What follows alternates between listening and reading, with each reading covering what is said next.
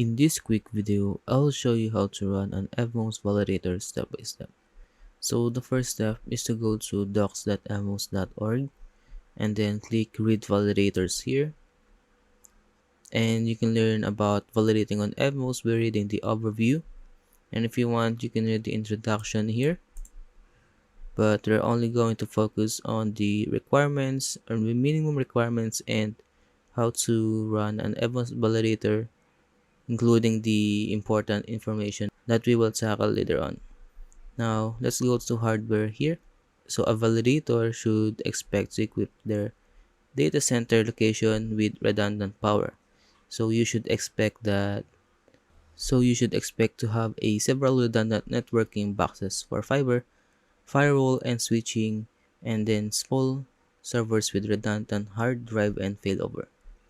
And you can see here the supported OS. So EVMOS officially support Mac OS, Windows, and Linux only in the following architectures. So if you are using Mac OS, make sure that you have these following architectures, and if you're using Linux, make sure that you're using this, and if you are using Windows, make sure that you have these following architectures. Now let's go to the minimum requirements. So in order to run the mainnet or testnet validator nodes, you will need these following minimum hardware requirements.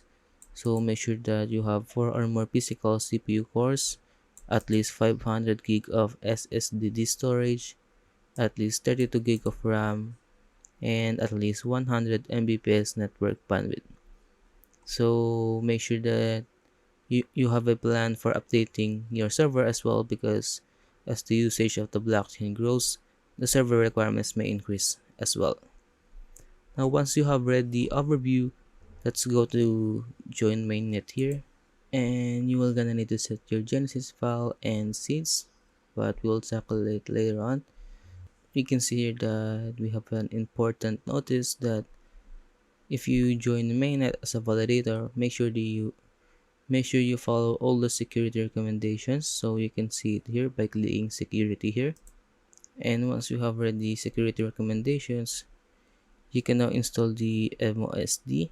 So you can install it by clicking here, the installation. So let's click here, and all you're gonna need to do in this part is just install Go and install the binaries. Now once you have installed the EVMOS, you can now initialize the node by following this command.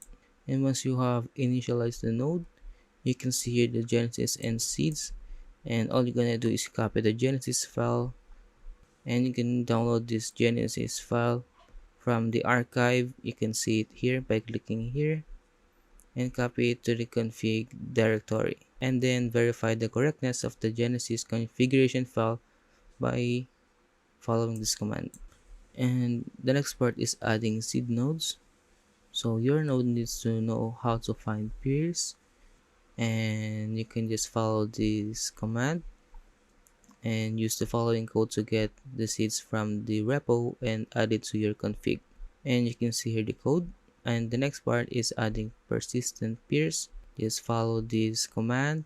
Now you can run a mainnet validator, and if you want a more detailed information on how to run your validator, click this, and you can see a detailed information and step on how to run a validator. So if you have a common problem, you can see it here. If you're having a problem on running a validator, make sure that you read this part so you don't have a problem running a validator. And if you have any questions about how to run an EVMOS validator, leave a comment below.